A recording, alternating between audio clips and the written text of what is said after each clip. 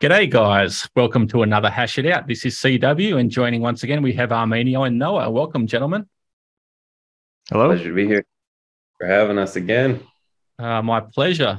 So the topic of today, I think we stay along the lines of the proof of work side of things, because obviously I think it's about a week and some change now that the Ethereum Merge is coming up, and we've seen a lot going on in the proof of work ecosystem of late. So a number of coins are kind of popping off on the market side. But then also you see a lot of commentary on Twitter and lots of things sort of going on. So let's hash it out. All right, where to start? There's going to be drama. Guaranteed, 100%. There's going to be some drama around the merge. Now, how that plays out, I don't know. I think we should just sit back and see, to be honest, instead of being the people leading the charge there. Yeah. It's going to be an exciting time. We've touched on it a number of times about sort of the chaos that's going to ensue after the mining, after the merge, with the people or mining rigs or miners, just jumping across what's most profitable and trying to figure out everything. I think the more savvy miners would have been doing their research and sort of figuring out the fundamentals on coins, and many probably would have made that switch earlier, just to do a little bit of spec mining and accumulate some more coins before the difficulty sort of has risen. And we've seen it rise quite significantly this week across multiple coins. Yeah, it's interesting especially with the price action going on with all the different proof of work coins. Seems like everyone's trying to read the tea leaves, so to speak, and sort of anticipate where miners will be going. I've talked with some people about whether or not mining pools may be, pumping coin prices to keep miners active. That's pure mumbo jumbo speculation land, but there's incentive to do so. There might even be incentive enough for large mining outfits to do that. Let's be honest. Yeah. There's potentially over $10 billion of hardware out there in the world. Yeah. A lot of money, right? And so if it might just be in their interest to try to kind of become a market maker that protects their business. Let's see. I have no idea. I mean, right now everybody's euphoric, and proof of work coins are going up, and everyone's trying to position themselves. Oh, we're going to be the next. We're going to be the next. That's better than if price action reverses, we're going to see a lot of drama and infighting and fun stuff. You get on Twitter every day, and there's some drama about some stuff. Yeah. Most definitely. I was just going to say, on the price appreciation front, I just brought up mining pool stats. Across sort of the major players, I think that will benefit the majority the most from the merge. Vero's up 31% on the week. Flux is up 32% on the week. What have we also got? Raven 26%, ETC almost 20% on the week. It's pretty crazy to watch. Ergo 55% on the week. So a lot of sort of speculation there, and it's all well and good while the prices are moving up, and things are sort of still profitable. But in a week's time or a week and a bit's time, who knows what's going to happen? Not me. Yeah. I've seen all the proof of work forks that are being tossed around, and people talking about strategy for mining and dumping as quick as possible to maintain profitability, and I'm sure there's going to be a whole lot of drama around that on top of everything else. It's crazy. Fortunately, at least in our little community, I feel like we have some solidarity with some of the other proof of work chains. With the recent Ergo hack announcement, where we've seen a lot of collaboration with Flux recently, and the recent Ergo hack, there's some sort of collaboration with Ethereum as well. their proof of work. That's what I hope to see sort of moving forward. I know there's always going to be drama and infighting and shit slinging, and we're better than you are, and XYZ reasons, but you know, there's room for everyone. But it is going to get ugly, so we'll see. There's a lot of supply out there. I've been saying that for a long time. There's a lot of supply, so we need to see how markets adjust. Right now, there's a lot of attention, and attention is free marketing. Free marketing tends to bring in people that are interested. I hope many of them stay with us, participate in the ecosystem, potentially build in the ecosystem, or just enjoy the tooling that the Ergo ecosystem as a whole has put together. But the reality is, like, let's just say this is an event that is going to bring out both sides, like fear and elation at the same time. And those of you that get scared, that are looking for like a savior, that's a dangerous mentality. It's a dangerous mindset, in my opinion. And I think like the ETH forks, that if you fork stake, you're gonna get dumped on. Let's be honest. Yeah. Like, I know that there's going to be a lot of marketing that's like, oh, you can get your free, ETH forked coins, and how can you best position to maximize free money, and that's dangerous to me. I get that miners are looking for like some savior to just replace things day one, and what do they say? Don't catch a falling knife. So this could be like 1,000 razor blades, right? It's a good way to put it. It'll be a hurricane, yeah, because the financial incentive, we touched on it last time, just in regards to say the Ethereum Foundation, they're going to be pretty big bag holders, and it's not in their interest to hold and support at one of the ETH proof of work forks. But then also you've got the big staking pools and everything like that also. So that'll be race conditions to see who gets out first. It's going to be fascinating to watch. I mean, you could even look at like Luna Classic, right?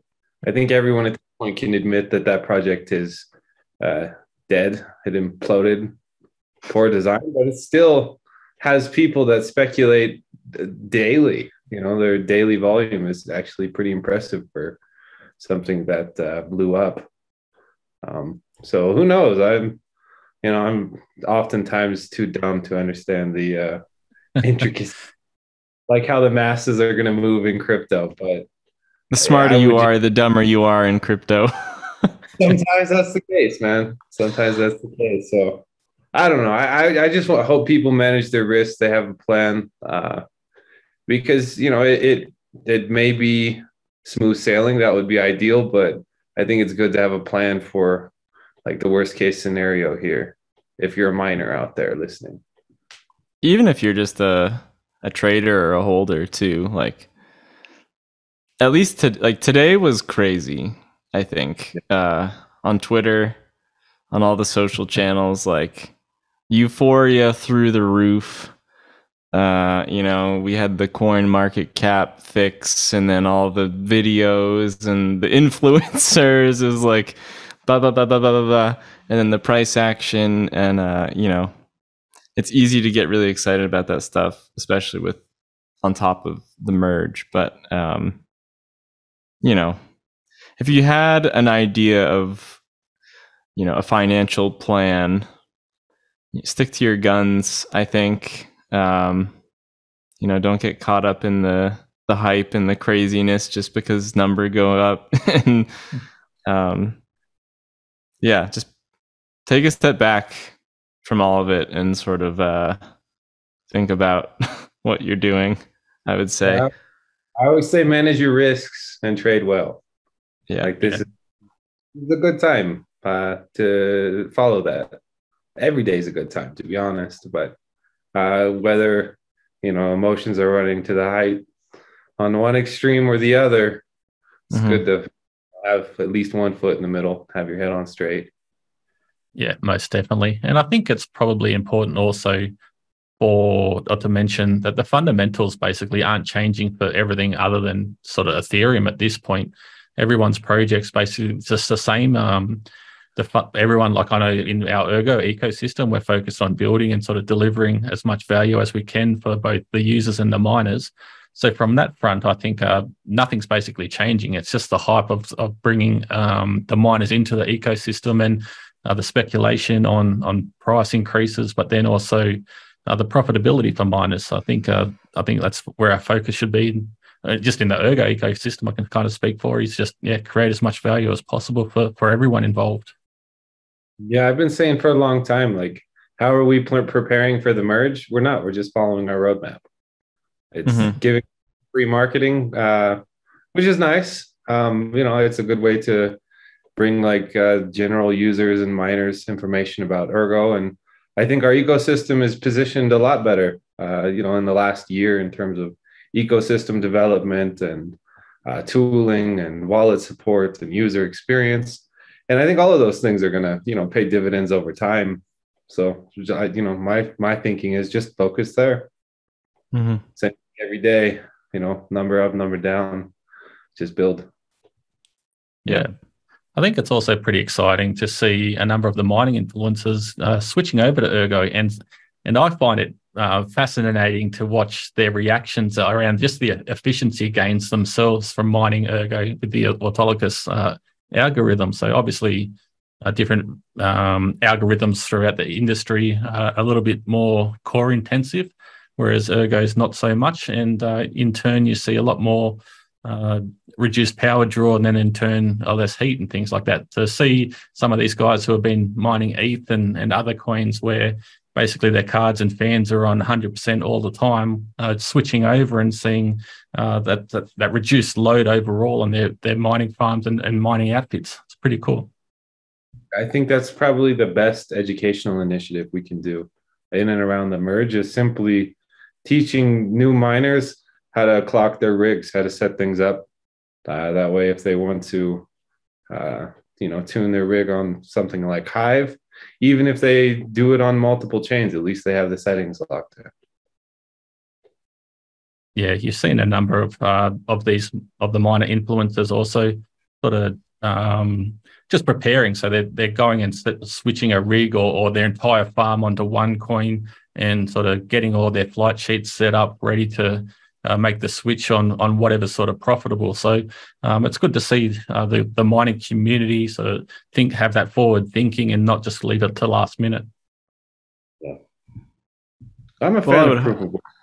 Oh, go for it. No, sorry. I was just gonna. No, it's gonna be quick. I was just gonna say. I would hope that people have been thinking about it ahead of time. I feel like it would be foolish not to, but maybe for a hobby miner or something, it's not. Yeah, it is. It depends. Important. There's a lot of people out there that set and forget. Yeah. Right. They set and forget. Sometimes even I don't know. Like there was a old wallet that Ergo used to have support from, Magnum, that it lost support like 2020, and every once in a while somebody's like, "Hey, my stuff is in Magnum," and I was like, "Man, we sent out so many PRs for like a year." Yeah. That was like 2.5 years ago, but we do have a way to help them. So what was the other one? Done. Coin Barn. Yeah, Coin Barn. Way back. The same thing. Like you can technically use the Ergo mixer to kind of make that work. It's a little bit of a process, but we still have people pop every once in a while that are the Coin Barners and the Magnum walleters. So who knows? Maybe a year from now there will be like that one guy somewhere that's like, wait a second. Yeah, their alarm clock will be going off in regards to storage rent. So they'll have the reminder pop up on their phone or something like that. And it's like, oh shit, now I've got to try and get access to these coins. Yeah. I mean, so we'll see. I don't know. We're just in for madness. That would be my number one prediction, is that we're going to see a lot of drama. Maybe it's smoother than, I think. I certainly hope so. Like, I'd love to be wrong in this situation.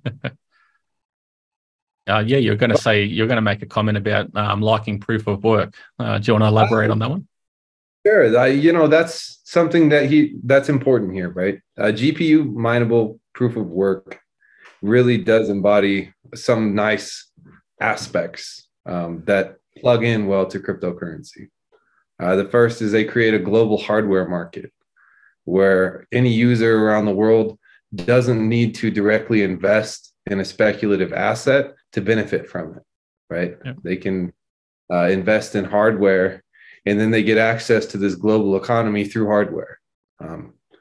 Proof of stake just doesn't offer that. You have to invest in a volatile asset. The second thing is, on top of proof of work, we get a zero rate market because miners do inherit a lot of the profitability risks in terms of coin creation. So I think that definitely sets a much more fertile environment for DeFi. And the third and most important, probably should have been the first, is that it allows people to interact with this global economy without any KYC, without any identity verification, or let's say doxing of any kind. You don't even have to ask permission, right? Versus many other types of let's say consensus algorithms require you to buy something, and then you're dependent not only on having exchange access, which, okay, if you live in a developed country, big deal, but if you live in an area that doesn't have the most developed banking system, it's a pain in the ass to send money in the US to an exchange sometimes. I can't even imagine, if you're in a country that, who knows, maybe doesn't even have that developed online banking, which is something that, we would take for granted. It also... Oh, go for it. I was just going to say, it also gets dicey with new projects if they're trying to bootstrap liquidity around, and maybe they've only got one exchange listing. Well, let's say laws change and they no longer allow users in many of the countries in the world to access the exchange. Then it kind of what's the phrase? It's like the Achilles heel. You're screwed. People can't interact, and I sort of keep tabs on Alephium, and that happened to them. They got listed on Gate, and then basically a few weeks later, Gate, prevented users from most countries in the world from using their service, and they're proof of work, so it's different. But for a project that isn't proof of work, you would be locking out all new users from using your ecosystem. Just on that KYC front, I was just having a discussion. Had someone reach out to me just to explain a little bit further on what Ergo is and just provide some more information on that one. And they asked, the question was basically, with Ethereum going proof of stake, why should I invest in something that's proof of work? And I gave them that little rundown on basically the KYC-less sort of issues of that topic. And it didn't even cross their mind to have that sort of that mindset or that thought in regards to how they can interact with these ecosystems. Basically having zero KYC requirements. You just have to have a bit of hardware which you can pick up at a local store, and away you go. So I think it's a massive advantage throughout the world. That general purpose access is really important if we're looking at lower barrier of entry. Like, it's true that ASICs can be very efficient, but they're also very goddamn expensive for like the average user. Like, oh, here's a $20,000 miner. Like, it's more than most people's car. But that's the price impact, but then also the accessibility to be able to, like, you might have the money, but you can't even pick them up. Yeah, it's general purpose proof of work sits in a very nice spot, in my opinion, because how do you shut that down? Like, how do you take away everybody's GPU? Like, how would you try to enforce that in any practical sense, versus if you just have warehouses full of ASICs, you have a huge footprint, not that hard to find. Like just from kind of like the guerrilla tactic of GPUs, in terms of hardness, it's really interesting. Now, it is true, there's more GPUs out there, so there's also that, consideration in terms of weakness. But as an ecosystem, I'm a big fan of GPU proof of work. I've even seen people, take their PlayStation 4 and do some tinkering and convert it into a GPU miner, just with the onboard GPU that's part of the console. So yeah, that sort of guerrilla mindset, if there's a will, there's a way. And a lot of the time it's easier than that. And when it's profitable, like, okay, we think from a first world perspective, let's say you make $2 a day, right? And it's like, okay, what are you going to do? Buy a cup of coffee every couple of days? It's not that big of a deal. But if you're talking about an area where you don't have, let's say solid wages, $2 a day even could go a long way by the end of the month in terms of keeping your lights on, keeping your house warm, keeping food on your table. And, we have seen that in, let's say, mineable assets when proof of work is in kind of good markets, right? Where you do get a lot of little players all around the world that are plugging into this, decentralized economy and benefiting. And the beauty is, when it doesn't make sense for them, you just hit an off button. Yeah. Simple, isn't it? Yeah, and then you still have a computer, you still have an internet connection. And if someone wants to learn and grow and, find some way to hustle with that type of hardware, there's a million different ways to. Yeah, I think it's interesting too, as profitability for miners becomes, maybe it won't, but I'm guessing it's going to be very volatile in the coming months. I imagine we'll see, geographically different mining sort of hotspots, depending on where electricity is super cheap, on where, like you said, $2 a day makes a difference versus places where it's not worth the effort. I don't know the global electricity market aside from like Germany right now, but I'm sure there's a lot of places in the world where electricity is a lot cheaper than where I am, so I think that'll be very interesting to watch.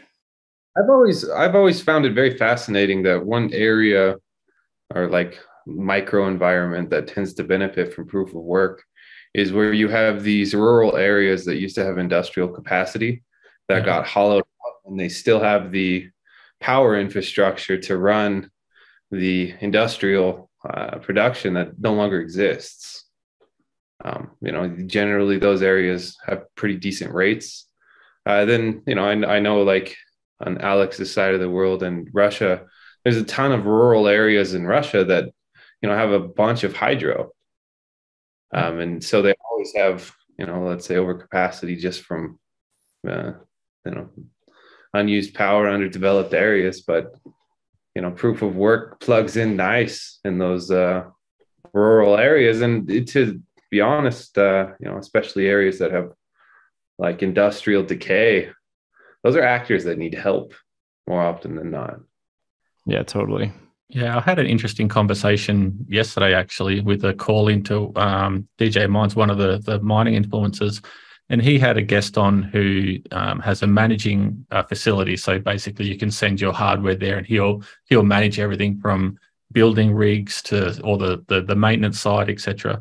But his target audience, I think it's in Florida, but his target audience is basically people outside of the US whose electricity prices are more significant. So he charges at a rate, I think it was around 16 cents or thereabouts per kilowatt hour. And people were sort of outraged at how high that was. Obviously, different sort of jurisdictions around the world, that's pretty cheap, and especially cheap here compared to Australia. So and someone else commented, and they were from California. I think they were paying upwards of 46 cents. So you can see the financial benefit by actually sending it to someone. 30 odd cents in the black in regards to sort of having that self-managed hosting or even going to a facility. So that's another interesting take. Yeah, that's what people forget. A lot of the times miners will look at like efficiency between cards, but the reality is the bigger arbitrage is and always has been energy markets. Yeah. Like, you can get like, oh, it's 30% more efficient, on one card, but then, potentially, you save triple the amount on your electricity bills.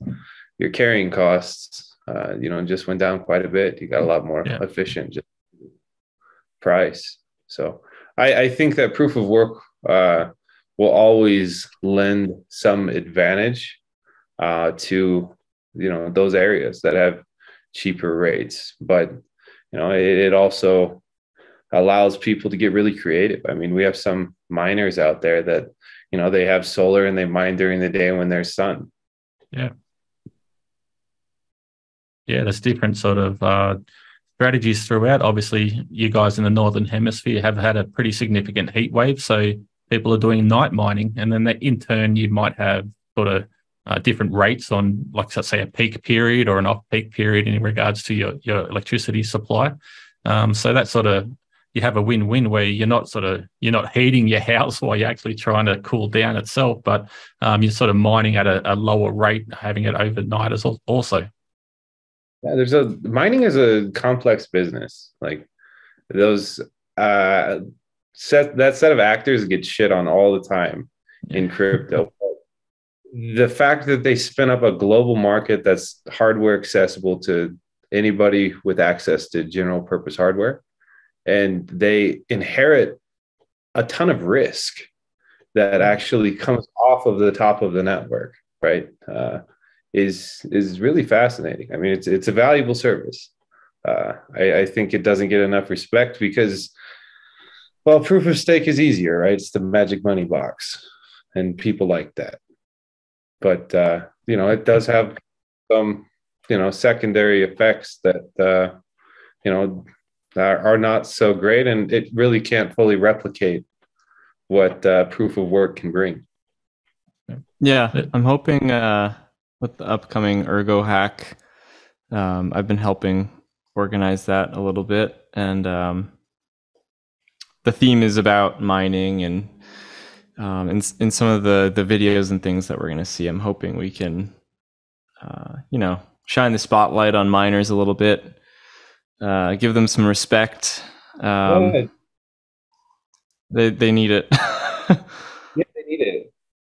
But it gives them a voice also. So we've seen on Ergo, we've seen what the Get Block guys are doing with their subpooling and the innovation that they're bringing to the mining space. But it's giving the miners a voice and an opinion and things like that to be able to build what they need or provide the ideas and let the ecosystem or the developers and everyone flush out all this sort of cool stuff. It's interesting to see how it all comes about. Yeah. I think it'll be cool to see, mining DAOs pop up as, whether it's like smart pools that have DAO structures. I know Get Block had their EIP 27 vote, and that wasn't really a DAO, but it was an attempt at decentralized governance. And I think having like true DAO structures around mining pools will be a really cool thing to see if that can come to be a thing. Yeah, I mean, I even got a question last AMA I was on. They're like, when are you going to raise the fees? I was like, what are you talking about? Like, I have some magic green button. Boop, the fees went up, guys. No, like we're passing that to the miners. I think that governance aspect, if it could develop well, it's a nice incentive for people that have skin in the game. I would love to see miners get more active in terms of using that power to protect their business. I mean, right now it is true. Ergo's fees are, nothing. If we doubled them, it's still pretty much nothing relative to, all the other chains out there. So if it does come to like a point of economic squeeze, they have the lever to adapt. That's what that is for. Yeah, and it's putting that economic model in their hands, and it'll be interesting to see how they manage that also, because on one hand, you don't want to go too far and increase the fees too much, because you burn your user base and then people will start looking elsewhere. But then also you have to have that sort of nice little equilibrium, sort of what works for everyone. That's what every business in the world has to do, is set pricing that's attractive to customers, but also has a profit incentive. Yeah. Can we talk maybe a little bit about the nitty gritty of like, if miners did want to increase fees, like what does that look like in a real practical sense? It would actually, it's not that difficult. What they would need to do is they would need to organize around pools, right? Because we do have like a federated model rather than democratic, since we have mining pools. Before an epic, they would need to update their reference client, just a header of it. Yep. And that counts as a vote. I mean, it isn't like a technically complex process. It's actually something that if a mining pool really wanted to support that, they could do it in 2 minutes. Yep. And so is the fee structure changed in like a PR that's put forth by developers, or is that something in like the configuration of the pools? On the protocol itself, it's just a parameter. That's very cool. Parameter that's built in that, if basically it responds to majority. So miners have a lot of tinkering ability that we haven't seen yet. And if we do get into a situation that profitability is like seriously at risk, I'm not against people going out there and adjusting pricing a little bit to protect their business. That's what they should do. That's what you would do if you ran a business, right? You're running at a loss, you'd have to adjust your costs and try to find some balance between passing that on to customers and also not destroying your customer base. Like that's a fine line for every business on the planet. I think everybody has been to a restaurant or something, paid, and they're like, I'm really not happy with that cost. I'm never going back, right? But at the same time, having things so cheap that there's no economic incentive is a negative. That means the economic incentive, that secures the network isn't making sense. So I would encourage miners to do it. It seems like, if there is ever an overcorrection, it would not be all that difficult to sort of reorganize and split the difference on a fee like that. So it's not like, obviously you'd have to get organized again, but if there was a vote and it went maybe a little too far, it seems like it wouldn't be a huge issue to rein it in. Yeah, it's probably also important to note that there's some safeguards there around how far they can adjust it in any one point also. It's a baby step. I mean, it's not like, let's 1000x overnight, right? It's baby steps. And the same thing is true with block sizes too, to where, they could potentially say, okay, we're going to increase the block size a little bit, which does affect anybody running a full node, because then the chain gets a little bit heavier, faster. But if the transaction fee subsidy makes sense, that's a lever at their disposal. Like there's a reason we built this into the core protocol and passed it to the miners, because they have a business to run, right? And I think that instead of having kind of like the Ethereum model where like the high lords, developers were just, they'd make a decree and everybody, suffers. We pass it to them and say, figure it out. I don't even really want to be involved in miner governance, because the reality is, okay, I have a couple little rigs, but that's more to like solidarity, right? It's not just profitability oriented. Yeah. Plus you're a tinkerer and you need to keep your hands busy. Yeah, that's it. I know something that people often ask about is block time. And I know that's one thing that miners are not able to vote on. Is that correct? No, well, this is why, right? I've heard people say, oh, let's get 10-second block time. Okay, well, number one, we'd have to hard fork, and then we'd also have to figure out how the emissions would adapt to that hard fork, because if we just kept with the same rewards per block, suddenly we just took like our emission tail that we just proposed and built and voted on, and then we just like compressed it tremendous. That would not and the reality is, then it's like, okay, well, from like a profitability perspective over time, you'd still get the same rewards even if we chopped it up, right? It really wouldn't like pay people more over time. They might hit more like little solo blocks or something that could be beneficial, but it's more for the users, I think. Yeah, users like speed. Users like speed, but there's a balance to be had between speed and decentralization, right? Like if you want to be SQL system that's centralized, that has a couple big data centers that have hardware requirements, that the carrying costs, than some of these fast things. If you really look at what it takes to host and participate, I might have to like collateralize my house. It's just out of reach. So having something that is slower, it has some benefits in terms of like the network creating consensus. And the other factor that a lot of people don't really look at in proof of work is like, if we look at the model Ethereum is leaving, they have like let's call them bastard blocks all the time, right? Where you have the two blocks that are produced at the same time. One of them eventually is connected to the longest chain. The other one's just kind of sitting there. And because they had unlimited emissions, they came up with this genius idea: let's pay miners for that. They've got that incentive there to mine it, and they get rewarded for a bastard block that just hangs off the side of the chain. And who knows what complexity that adds to like the overall structure of the chain itself, and it just gets messy. Yeah, it gets messy. Is that true? There's just like appendages of blocks on the chain that just are for nothing. It's called an uncle block. They changed it from, before that, it was kind of like a bastard block. Every once in a while, that even happens with Bitcoin, with its 10-minute block time, where you have two blocks that are, found basically, at the same time. And then the network has to sort out, okay, well, which one are we going to keep and which one's not going to represent the longest chain?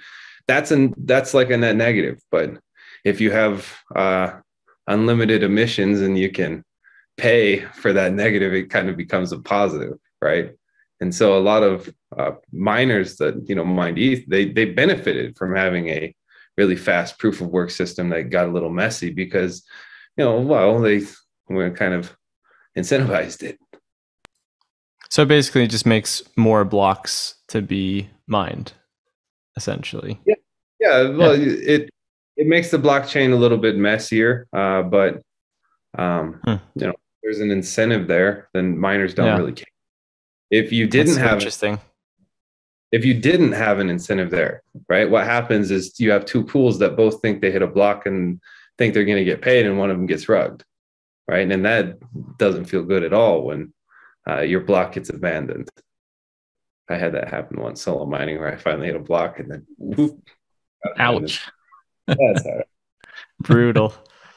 Rugged. And why does that not happen on Ergo? Well, it does every once in a while, but because our block time is lower, it kind of prevents that, right? It's less likely. Let's call it that. The likelihood is less, and as you go faster, the likelihood gets higher. And in terms of like throughput, there's research out there that could be implemented in terms of like Bitcoin NG sub blocks. And that's something that Alex has talked about for a long time in terms of potentially plugging in, but we need to get to that point first. Yeah. But the reality is, if you look at like the trade-offs involved, in my opinion, it has to kind of change your perspective of speed, right? It's also important to note that it's the block time of 2 minutes. It's conservative compared to Ethereum, but it's still quite significant increase compared to Bitcoin. But then also you've got that somewhat assurance of having the whole network sync over that 2 minute time throughout the world also. So you're not the nodes aren't trying to figure out things on the fly and everything like that. Like you give the whole network a bit more time just to be able to sync across all platforms. I remember the first time. Oh, go ahead. I was just going to say, I think people miss a lot of the beauty that's happening in a decentralized network where, the block is found and then nodes create consensus around the globe. Like that's a pretty magical thing. And so everyone wants that to happen now. The trade-offs to create that just take it away from the average user for the most part. But then it's such interesting stuff. It's like the average user doesn't know about any of this stuff. I know a lot about this stuff, and I still don't know much about this stuff. It's really fascinating. And also seeing it tie into like SPV clients and like clients and all that sort of stuff as well. You've got yourself, Noah, who's in a sort of area with low connectivity, and you're just using your mobile phone to rely on the blockchain, and you're using a SPV or something that's implement or using the benefits of say NIPA PoWs and things like that. So you basically have that full node security, but in turn you basically have to have that slower block time to ensure that everything's happening properly, and you have a current state of the blockchain also. Yeah, I mean, not everybody has, fiber optic 5G, LA internet. No, dude, even LA internet is crap a lot of the time. Don't talk about that Colorado internet. Yeah, I'm sure. Air knocks down the You're scratching pole. Yeah, they love those. But the car internet. Yeah, it's one of those things where there's trade-offs. There's always trade-offs. And a lot of the times in this industry, marketing is not really geared towards education. Where people don't talk about trade-offs. Like it's not always, okay, this is good, this is bad. It's like, okay, well, you get a benefit and a loss, and then a benefit and a loss. And then you have to weigh it in terms of your system design and what you want to do. And, Ergo was designed so that average people around the world could participate in consensus. They could mine, they could run a node. They can be users and active in the ecosystem. And, unfortunately with I don't know how markets have developed and the investor mindset, nobody really cares about decentralization anymore, but we still do. Even though it's not. One thing you always say is the sexiness around TPS numbers and things like that, but then in turn ties into what you mentioned earlier around having basically an SQL database and have everything managed by massive data centers, and then the overhead costs there to keep the whole network synchronized. Yeah, it's just overwhelming. Yeah, if you want something the average user can participate in, you have to look at what's available to the average user globally, right? And the internet connections and hardware availability, in many places, crypto investors have a huge advantage over the average citizen on Earth. So, it's just what it was designed for. So, in regards to mining, what can we look for in regards to the layer 2 side of things on Ergo? GetBlock's got some interesting ideas out there. I was somebody who I really liked Autolycos 1 in concept, right? Where everybody is a forced solo miner, which means, they're kind of responsible for their own local hardware, local pool. They can't kind of blend and have that economic benefit, which means they kind of had to stick around if you wanted to hit blocks, right? but you also had a really neat mechanism where you had like democratic mining, where because everybody represented their own hash rate, their voting power. It just created some really neat systems distribution kind of across the whole network. Now, okay, one benefit of pooling is it is more economically efficient. People get paid more regularly, and it does work better in terms of like the business side of mining, because you have cost predictability that delivers much more evenly.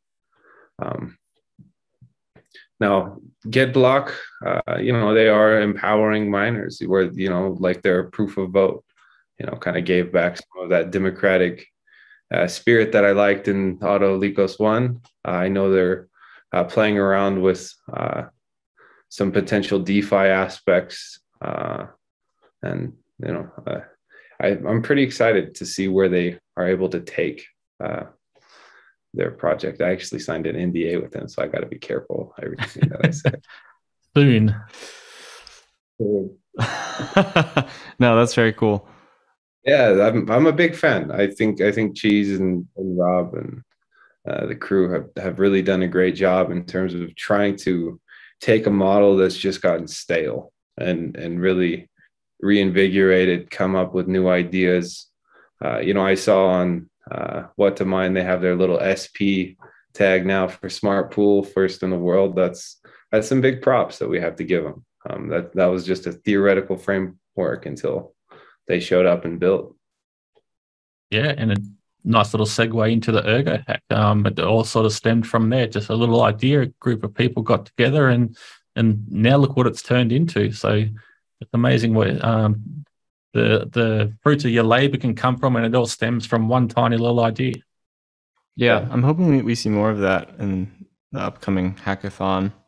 GuapSwap 2, their scope is a little bit lower than GetBlock, but I still think what they are doing and what they represent is so valuable. It's a simple service, but it provides utility. Something, yeah, it provides utility, and I'm sure there's so many novel ideas when it comes to miner efficiency and profitability and things like that. That's the whole reason that Autolycus 2 came out originally, is because some smart people came up with some smart contracts, and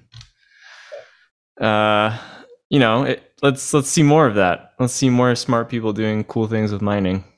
Yeah, I will say that a lot of the times when you have community ideas like that, users tend to think differently than developers do, and that's a beautiful when it plugs together, right? Yeah, the cool thing about GuapSwap, is it's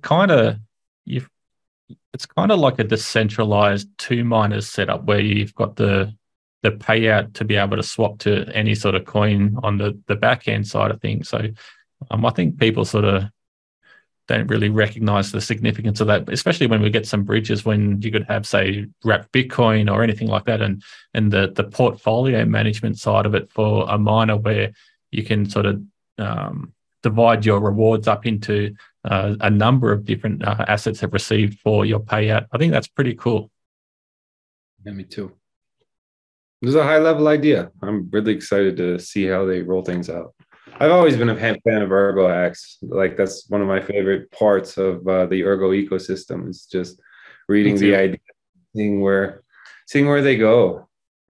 If you look at the winners across all the different events, we have had quite a few teams that the idea came from just a community member who was like, "Hey, I have an idea," and then they got traction, built a team.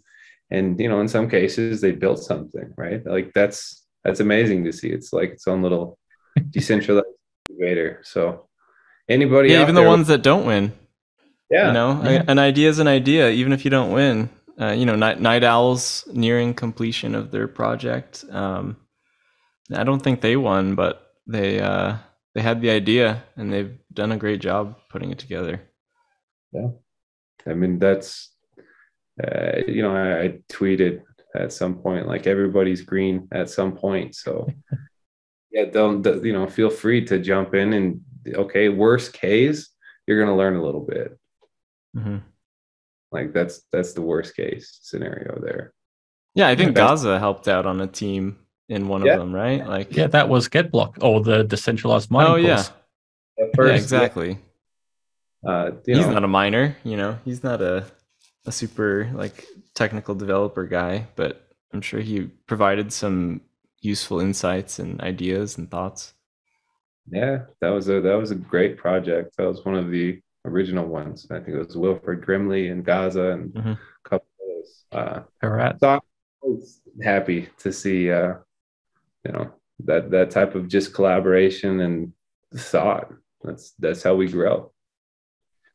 Yeah, most definitely. So hopefully we get some ideas from miners for miners, and see what can come to fruition on that front. So, guys, I think we've been sort of chatting now for upwards of about an hour. So, is there any last words you want to sort of have on the profitability side of things, or the proof of work leading up to the merge? It's going to be interesting and chaotic times. Make popcorn. Yeah. Everything that can be said has been said. Now it's just time to watch and see. Yeah, most definitely.